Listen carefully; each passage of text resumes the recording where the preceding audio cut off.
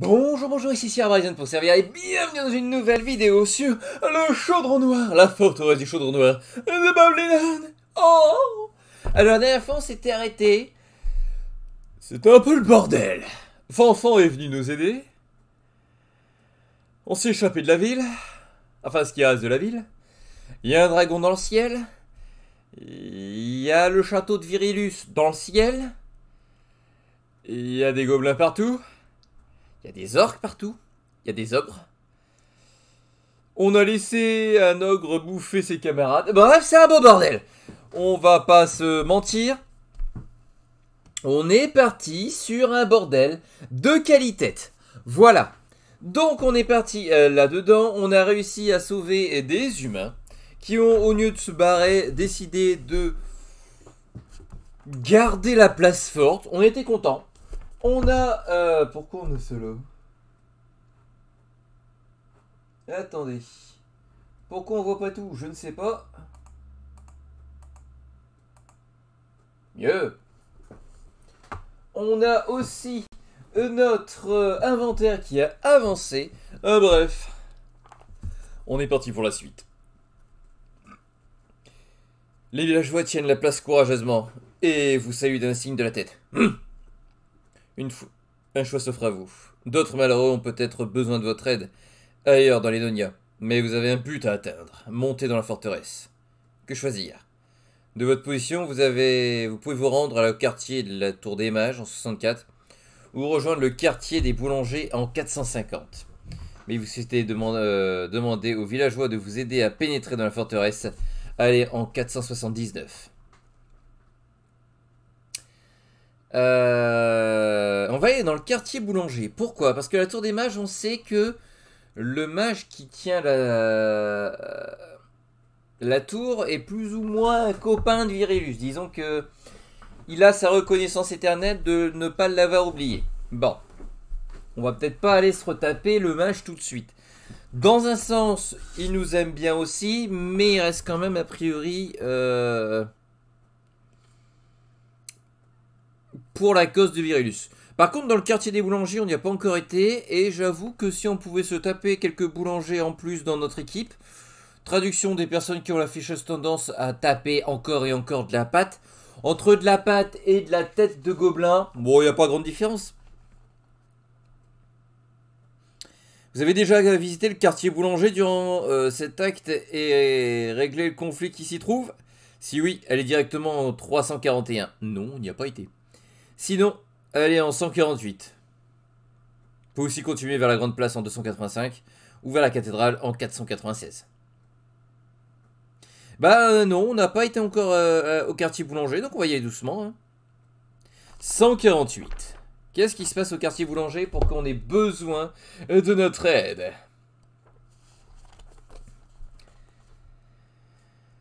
Les sympathiques paysans du quartier industriel de l'Edonia n'ont pas été épargnés par la cruelle invasion de Virilus. Mais c'est avec le calme qui les caractérise qu'ils prennent les choses et aucun d'eux ne se plaint de son nouveau sort et ne réclame de l'aide. Malgré leur dignité ouvrière, vous faites pourtant face à un triste spectacle.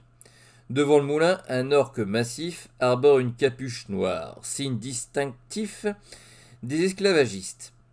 Dans sa main droite, un long fouet ne cesse de claquer sur l'échine de deux pauvres malheureux forçats, forcés à tirer une gigantesque statue à l'effigie du Seigneur Noir. Pas mal comme style. Crois que ça coûte combien pour avoir la même? S'interroge PB. Bah, tu sais, l'art moderne, hein, c'est très surcoté de nos jours. Et je pourrais demander aux disciples de Mutra de m'en faire une gratos. Hein. Mutra? Le dieu du soleil et de la philosophie? Pourquoi ses disciples te feraient une statue? C'est aussi le dieu de la muscu, les gamins. D'ailleurs, si ce Virilus est aussi bien taillé que ce caillou, Zarkum va être content quand il va se faire défoncer.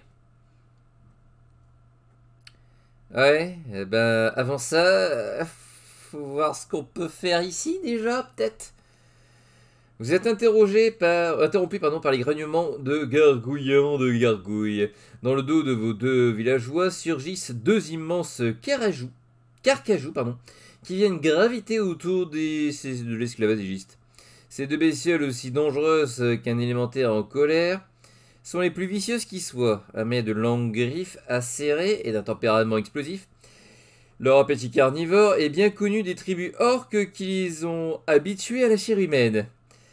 Ces deux-là ont sûrement été dressés pour la guerre et s'excitent de plus en plus, s'attaquant l'un ou l'autre comme si la présence de toute cette nourriture réveillait leurs plus bas instincts. Une chose est sûre, il vous voudra une endurance de fer et un mental d'acier pour faire face à cette situation périlleuse. Si vous avez la lance dans votre attirail, vous pouvez tenter d'éliminer le contremaître d'un seul coup en 196.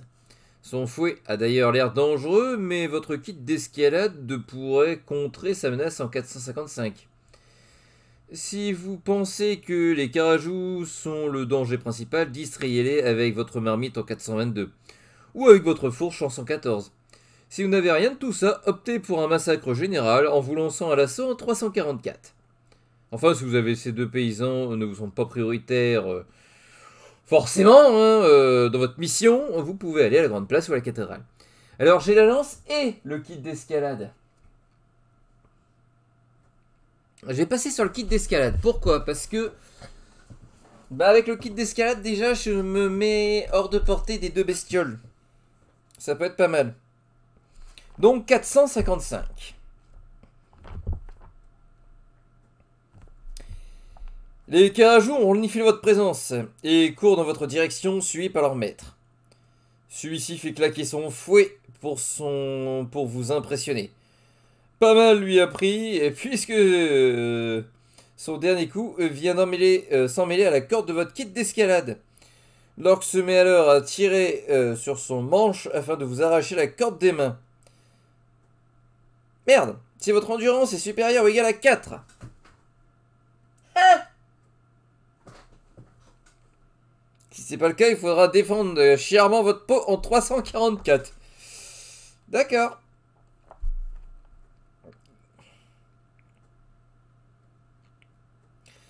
Vous adoptez une posture de combat et appliquez votre stratégie la plus fiable. Attaquez, tuez-les tous et bonne chance. Orc esclavagiste et 2 carajous. Habilité 10. Règle spéciale. Quand vous infligez des dégâts, choisissez entre blesser l'orc et éliminer l'un des 2 carajous. Tant qu'il y a un carajou en vie, faites un jet d'endurance à chaque tour, comme si vous faisiez un jet d'agilité, en utilisant votre score d'endurance au lieu de votre score d'agilité. Si vous ratez, vous n'attaquez pas ce tour-ci. Mais j'ai plus 4 avec mon petit adorable PB.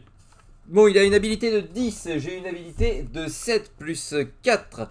Ça fait 11, j'ai un avantage léger de 1.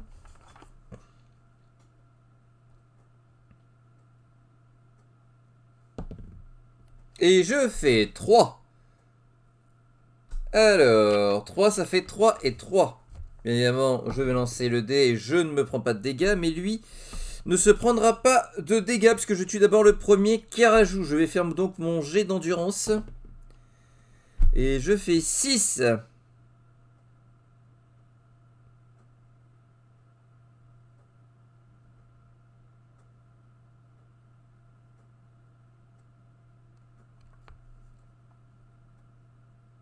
Donc je n'attaquerai pas.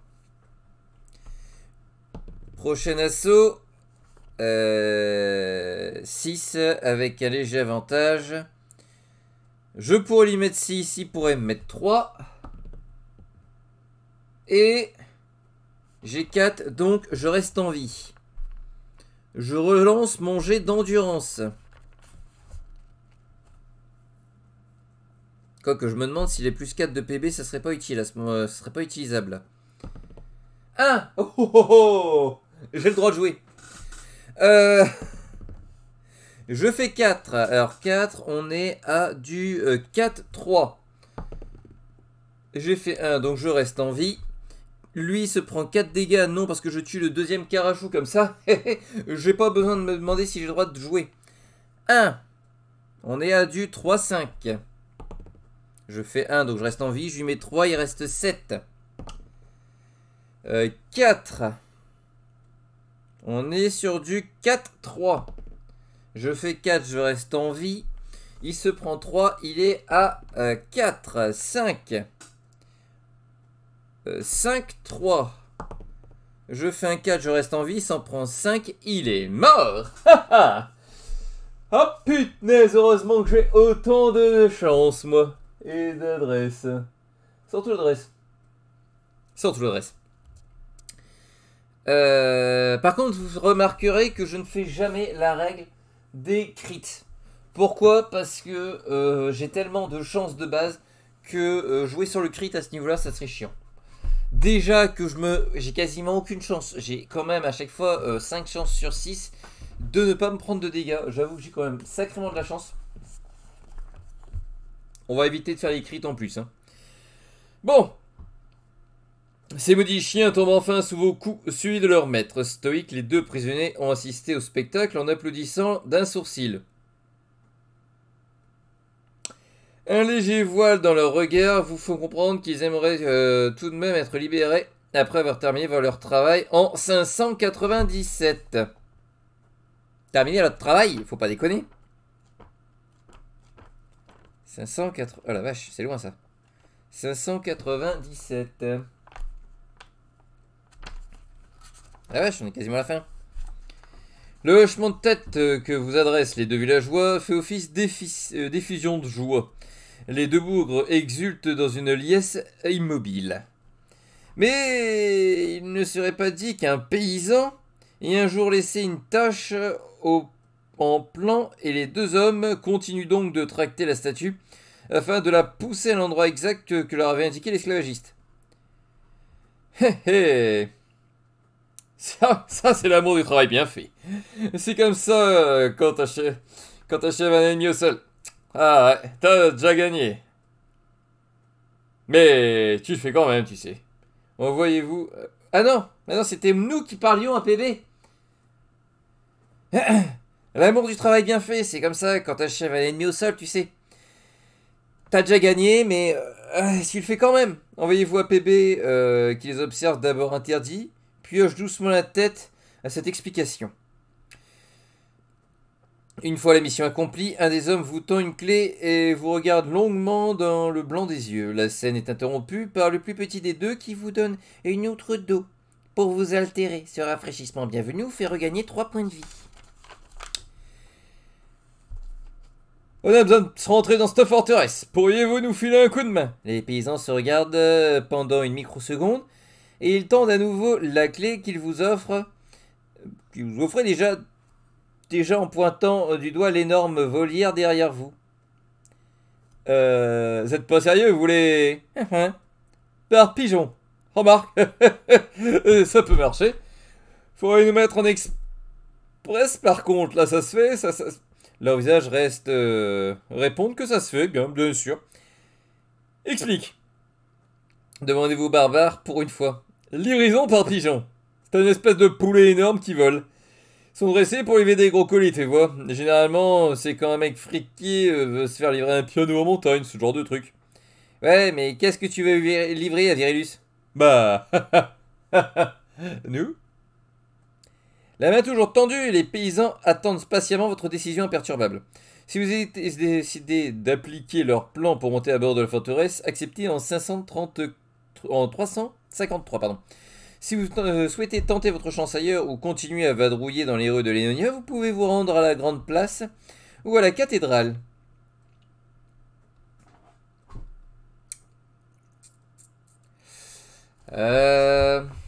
Je pense que comme tout à l'heure, on nous a demandé si on avait déjà réglé le problème. Merde, attendez. Ah, c'est bon. Quand on avait déjà réglé le problème de la grande place, on a la possibilité d'aller à la cathédrale et de revenir après pour passer par Gros Pigeon. Donc on va aller à la cathédrale. On a encore la main qui bouge toute seule. Ouais. Bon, on peut toujours essayer. 496. On va sauver le maximum de monde en un minimum de temps. Comme ça, au moins, on sera tranquille. On aura un maximum de personnes. Après tout, je suis débrouillard. Je ne suis pas guerrier. 496. Si vous avez déjà visité la cathédrale durant cet acte et réglé son problème... sinon, bah non, on n'y a pas été. Donc, va aller en 537. 537. Vache, c'est encore vachement loin, ça. 500... 37.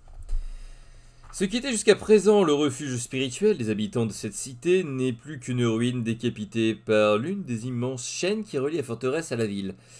Son magnifique clocher n'a pas résisté à l'acier évasif, fermement planté dans le sommet de l'édifice. Le monument sacré est en piteux état et son parvis habituellement accueillant et chaleureux est désormais entièrement barricadé. Une palissade en bois hérissée de pieux solides ceint le bâtiment, de sorte à empêcher toute charge ennemie. En réponse, la force de Virulus ont condamné les portes de la cathédrale, scellant l'ordre d'Edir qui se tient toujours à l'intérieur. Impuissants, les pauvres chevaliers ne peuvent qu'observer ce qui se passe sur le parvis du temple.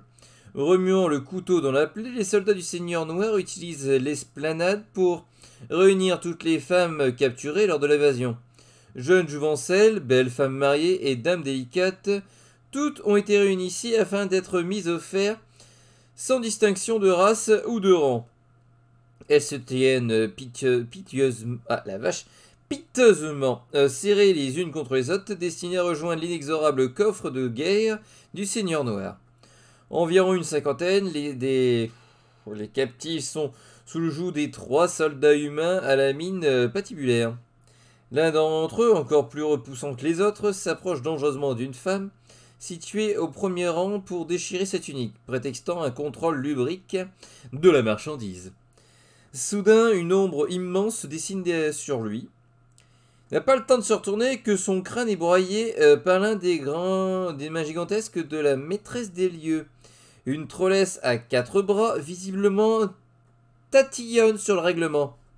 « Bande misérable cafard, on touche pas à la marchandise.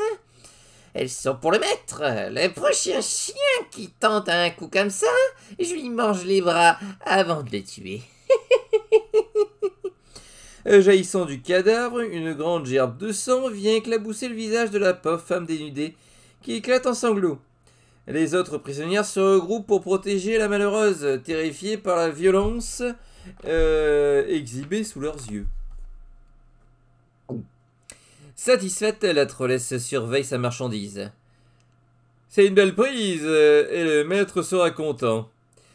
Si seulement ce satané funeste pouvait respecter les horaires et enfin faire sa maudite sélection, à ce rythme-là, la fête sera déjà finie quand il arrivera.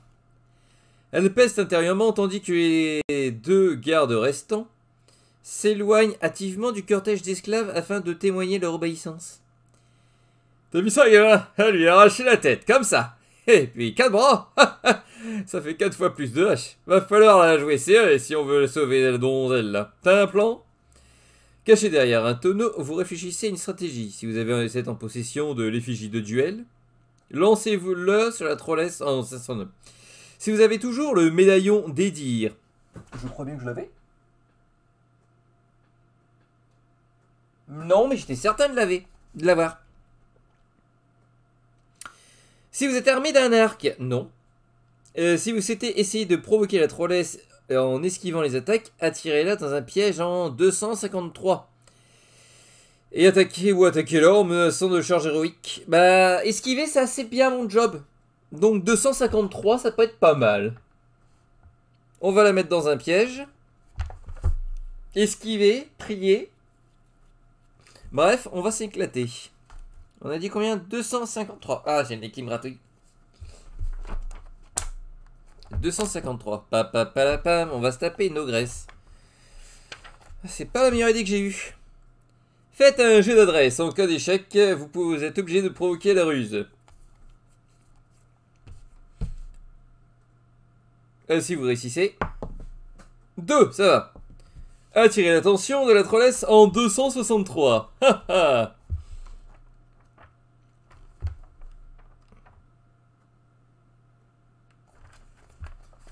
Vous ramassez une poignée de sable avant de demander à Pébé de rester en retrait. Vos bruits de pas, d'abord couverts par les pleurs et les chuchotements des prisonnières, et finissent par résonner sur toute la place, désormais silencieuse, à votre approche. La trollesse, stupéfiette, oui, stupéfiette, vous fixe d'un mauvais œil. Déguerpine, sale nabo. Je vais te... Ah, la poigne de sable l'atteint en pleine figure. L'un, deux de ses bras sont occupés à essuyer ses yeux tandis que les deux autres tentent de vous saisir. Vous esquivez son empoignade et vous assénez un violent coup de pied au genou avant de détaler comme un lapin. Jurant dans toutes les langues gutturales qui existent au monde, l'effrayante guerrière rugit. Espèce de sale petit! Qu'est-ce que vous attendez? Tuez-le! Ordonnait-elle aux gardes, eux aussi pris de court. Anticipant le mouvement de vos poursuivants, vous saisissez une brique parmi les débris qui jonchent le parvis et visez leur tête. Votre tir fait mouche et les soldats s'écroulent au sol. En tout cas, un. Le nez en sang, le deuxième hésitant, voyant que vous saisissez une autre pierre. Misérable, je dois donc tout faire moi-même! Crie la trollesse en vous chargeant, toujours et en partie aveuglée. Elle ne semble pas remarquer que vous l'attendez adossé aux fortifications du temple, une stratégie qui paraît gagnante jusqu'à ce qu'elle s'arrête net devant les pics débarrassés du sable qui l'aveuglait. Bien tenté, petit homme, annonce-t-elle, lorsqu'en ouvrant les yeux, elle se découvre à quelques centimètres des pointes qui allaient la transpercer. C'était sans compter sur l'intervention du barbare dans son dos, qui, d'un coup d'épaule massif, la propulse contre les pics et l'embranche sauvagement. Empalée, la trollesse tente mollement de s'extirper avant de rendre son dernier souffle.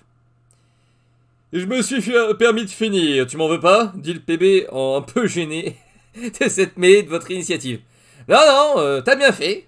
Merci. » Le soldat restant, qui était en train d'aider son collègue à se relever, n'en croit pas leurs yeux, alors qu'une chaîne l'étrangle par derrière, tenue non pas par une, mais par une dizaine de filles, qui tirent de toute leur force. Cette rébellion inattendue finit d'en avoir raison pour lui.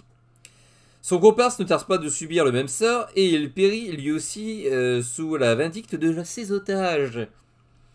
Vous trouvez les clés sur les cadavres de la trollesse, le cadavre de la trollesse, pardon, avant de vous diriger vers les prisonnières en 168.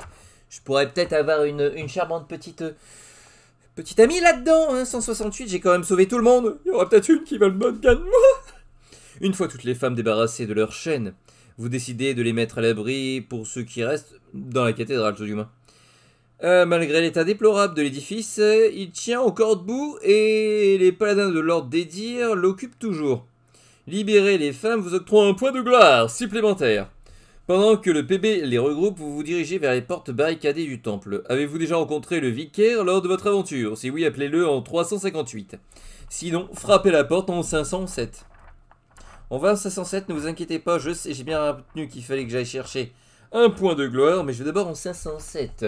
Et bienvenue aux personnes qui viennent d'arriver sur le live. Car oui, je suis en live, je le rappelle pour ceux qui sont en VOD. Un point de gloire.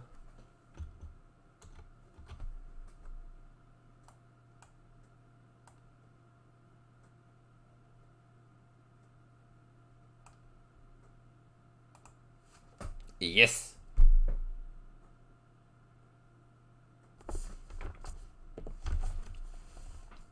Vous cognez aussi fort que possible sur la porte massive pour vous faire entendre, hein, quand même, hein, c'est une grande porte. De côté, le truc il doit être plus ou moins vide. Hein. Après quelques instants d'attente, la laque d'une lucarne coulisse, laissant entrevoir les yeux colériques d'un paladin. On ne rendra personne et on se rendra jamais, monstre. La voie est libre. Vous pouvez ouvrir la porte maintenant. Assurez-vous, le gardien qui redouble de méfiance. Pas question. Je pense sentir de la magie de la mort provenir votre sac. Depuis ici. Vous avez sur vous un artefact hérétique. Et cette porte... Ne nous séparez jamais. Ne nous séparez pas. Je vous tuerai sur le champ. Mais c'est les femmes là, elles ont besoin d'aide. Certaines sont blessées, vous allez pas refuser la réfugier. Le chevalier semble hésiter un instant avant de concéder. Ouais. Nous déblayerons la porte seulement si vous partez. Elles pourront alors rentrer et être mises sous la protection des dires et de son vicaire. Mais vous devez ficher le camp et emporter votre hérésie avec quoi? À Véter, pourquoi pas. Qui aurait cru que garder le bras d'un des squelettes qui accompagnait le général Massacre allait créer un tel dilemme? Vous optez pour la sécurité des rescapés, acceptez le marché du paladin. Allez, en 531, on n'est vraiment pas aidé dans cette ville, on n'est vraiment pas aidé.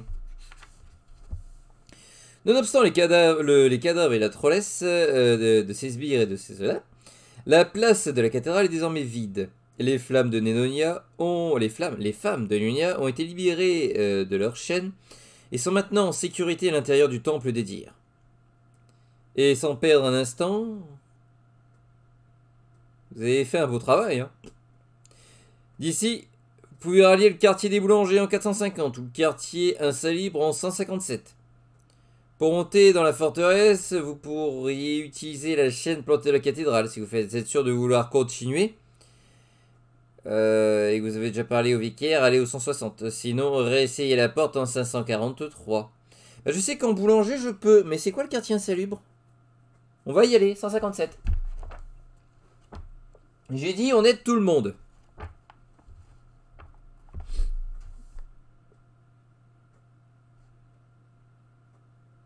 Est-ce qu'on y a déjà été ou pas?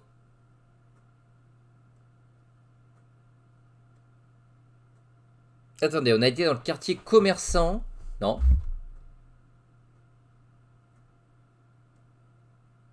On était dans le quartier commerçant, on a été à la cathédrale.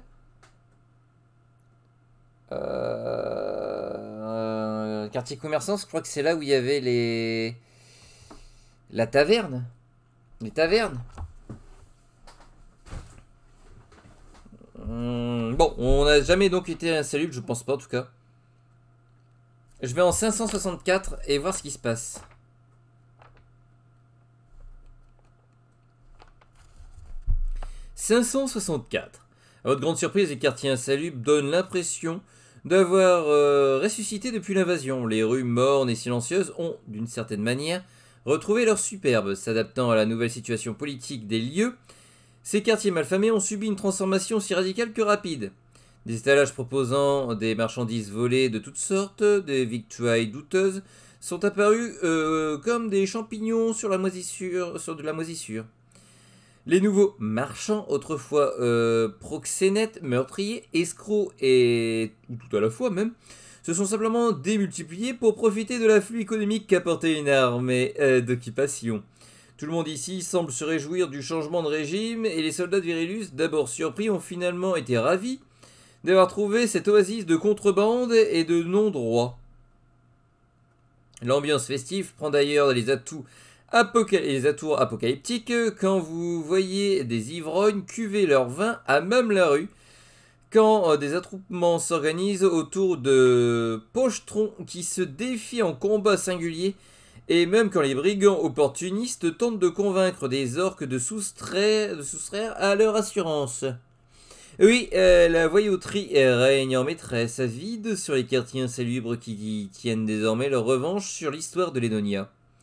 Le bâtiment commun qui accueillait la maison du plaisir d'Itia et la chapelle de Mélène porte désormais le sceau du Seigneur Noir. Une chaîne immense la transperce de part en part, reliant l'édifice, pardon, je me gratouille, à la forteresse obscure d'une centaine de mètres au-dessus d'elle. Le symbole est puissant, mais les trois elfes noirs, en faction devant l'entrée de la maison close, ne semblent pas s'en formaliser. Dans l'histoire de votre chère mère, ces prédatrices de décadence ont toujours été décrites comme des créatures d'une sensualité mortelle. Elles sont, par nature, espiègles et sadiques. Et leurs prédispositions pour le plaisir de la chair sont aussi littéraires que littérales. Cependant, il serait idiot de sous-estimer leur adresse au combat, tant leurs réflexes sont aussi acérés que leurs lames. En prêtant discrètement attention à leurs discussions, vous comprenez qu'elles veillent sur le flopé d'enfants enlevés aux citadins, séquestrés dans la chambre du bordel. Libérer ces enfants innocents risque de vous demander une certaine adresse. Oh, c'est bon, ça j'ai. Mais la possibilité d'accéder à la forteresse depuis la longue chaîne qui la relie au sol serait une bonus non négligeable. Si vous possédez l'anneau de rubis ou la broche dorée, Oui. Baratiner les elfes en 308. D'accord. Je vais même pas lire le reste. Pour une fois que la broche elle me sert. Divisez votre chance par 2. Attendez, je me mouche. Arrondi au supérieur. Alors j'ai une chance de 8, ça va faire 4.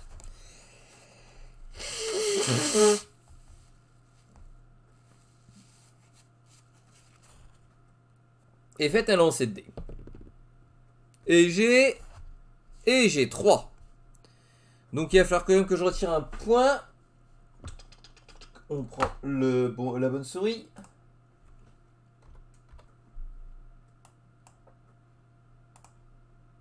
Voilà.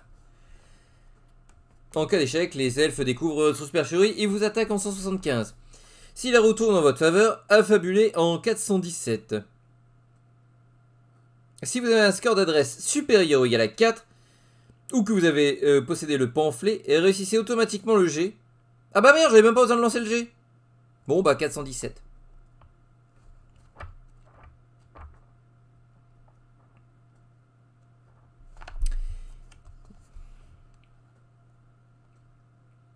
Regarde Bélier, regarde ce que j'ai trouvé, annonce votre ami en vous tendant une tenue de marchand tout à fait à votre taille. C'est un homme vachement sympa qui me l'a donné. Il était en train d'éplucher d'éplucher deux gars morts. Un daron et son gosse. Je lui ai dit que ce serait parfait pour ton plan. Je me suis dit ça aussi. Et il te les a donnés? Comment ça? Ouais, c'est pas comme si ça allait servir à un gars. Et puis, pour un ogre, les fringues, c'est comme le verre des radis. Tu vois? Ouais, ça se mange. La tige des radis. Non, c'est pas ça. C'est quoi la tête devant la mine révulsée du barbare et enfiler la tunique de soie. Elle était richement ornée et vous y attachez le bijou avant de vous retourner vers votre ami. J'ai l'air de quoi? D'une victime. C'est parfait. Opine le PB qui déchire son déguisement de marchand en l'enfilant. Et moi, je ressemble à quoi? Un nouveau riche. Genre très nouveau, hein. Genre tu l'as volé il y a 5 minutes. Dites-vous à votre ami qui rigolait bêtement en ajustant le chapeau en plume. Tu sais quoi? Même si ça marche pas, je suis pas d'ici. Les trois elfes qui discutaient gaiement s'interrompent à votre approche pour vous juger d'un œil méfiant. Toutes mes salutations, mesdames. J'ai ouï dire que vos esclaves sont frais en cette période de l'année. Voyez-vous, je suis à la recherche d'un produit particulier. De l'esclave de petite taille. On m'a dit que peut-être vous auriez cela en catalogue. Vous voulez acheter des petits humains? Absolument. Il faut qu'ils soient à ma taille, hein. Voyez-vous, j'ai les grandes horreurs. Ils me toisent et ne me respectent jamais. Comme cet imbécile immense que j'ai pourtant payé une fortune, répondez-vous d'aplomb en désignant le PB avec mépris. Désarmé par votre arrogance et votre approche directe, la femme sombre clignote ostentamment les yeux avant de se concentrer en chuchotant. Le droit de vendre des esclaves, les filles?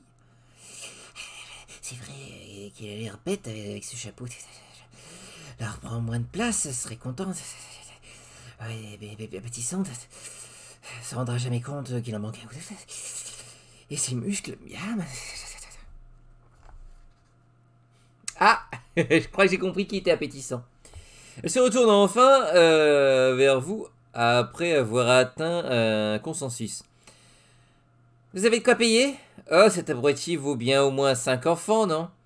Il en vaudrait le double s'il n'était pas aussi bête. Pour le reste, j'ai de quoi payer, affirmez-vous en flashant votre bijou.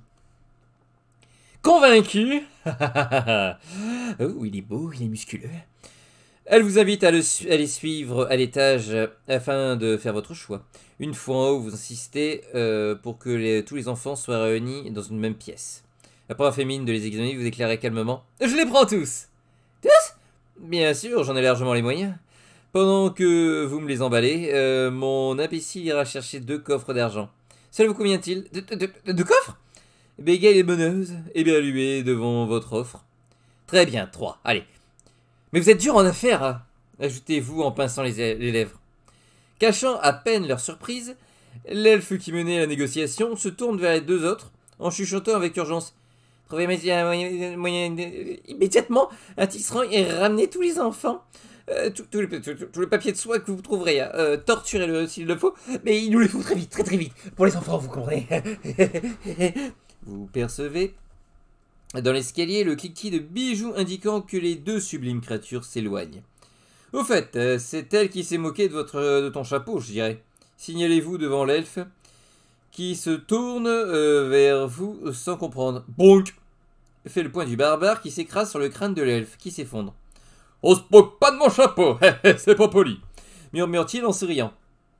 Merci Billy, je l'aurais pas reconnu sinon. Si vous êtes prudent, vous gagnez un point de gloire. Non, je suis pas prudent, je suis débrouillard.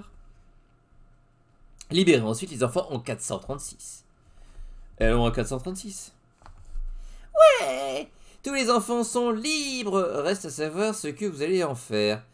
Ils sont très nombreux et la moitié d'entre eux n'ont pas la moindre idée d'où ils viennent et qui il faut les ramener. Fort heureusement, vous savez comment les adultes réussissent à faire travailler les enfants. Il suffit d'en faire un jeu. Du moins, c'est comme ça que votre carrière de fermier a commencé malgré vous. Lorsque vous appelez doucement autour de vous, ceux qui sanglotent s'arrêtent. Vous vous armez de votre candeur la plus sincère et chutez au groupe. Eh, ça vous dit un cache-cache? Ouais, répond spontanément le PB avec les autres bambins. Lequel d'entre vous connaît une bonne cachette dans le coin? Moi monsieur, répond le plus grand d'entre eux, qui a compris votre manège. Il y a une soupente abandonnée au-dessus, ou en dessous, non je crois que c'est au-dessus, ouais, d'un entrepôt pas loin. Les grands du quartier, c'est là qu'ils vont. On peut passer par les celliers du docteur qui est juste à côté, il est sympa. Super. Tu seras le chef du groupe. Le but du jeu, c'est que... C'est de se faire attraper par aucun adulte et d'arriver là-bas sans se faire marquer. Une fois là-bas, vous ne bougez plus jusqu'à... Vous savez pas très bien comment finir cette phrase. Conscient que ce n'est qu'un bref répit que vous leur offrez si vous ne comptez pas rapidement descendre ou tout du moins contrer rapidement les dessins de Virilus. Jusqu'à ce que vous avez l'âge de boire, répond PB, et qui a senti votre détresse à la recherche, qui cherchait en même temps un peu d'aide. Hein. De boire quoi? Demande une petite fille. Du vin. Même que mon papa, il en boit tout le temps, et après il crie. On peut garder le coussin, il est tout doux. Oui, prenez tous les coussins en rang par deux et allons-y. Les pressez-vous. Et que ça saute, sinon je vais vous manger, glousse le barbare en faisant une grimace faussement terrifiante. Riant au nez de votre ami, les enfants ne cherchent plus à comprendre et filent à petits pas. Vous accompagnez la marmaille jusqu'à l'étage du temple de Mélène qui juxte la vôtre par une passerelle. Le meneur des enfants, qui a l'air d'être le seul à réellement comprendre les enjeux, mène la troupe en vous lançant un regard aussi brave que nerveux. Quelque part, ce jeune garçon est comme vous, perdu au milieu d'une horreur qu'il dépasse. Hey, avant de vous séparer, vous lui murmurez le conseil de votre ami. Courage, petit. Sois un enfant quand tu le peux, et un homme quand tu le dois. À vos paroles, il semble trouver une nouvelle détermination, et hoche finalement la tête, en emmenant le petit cortège par le passage dérobé du sous-sol. Ce sauvetage inespéré sera répété par tous les orphelins de la ville. Si vous êtes débrouillard, gagnez un point de gloire. Oui, j'en gagne encore un. Mon Dieu, je suis glorieux. Je suis glorifié. Je suis Gloria Ténor. Je ne sais pas. Bref. Pouf. Encore un petit. De nouveau seul, plusieurs choix s'offrent à vous. Allez à la cathédrale ou au quartier commerçant. Bah, quartier commerçant, allez. 95. Avez-vous vaincu la terrible menace du quartier commerçant? Si oui, allez en 584. Bah écoutez, je vais aller en 512 voir si c'est bien ce que je pensais. Je vais dire que j'y ai jamais été.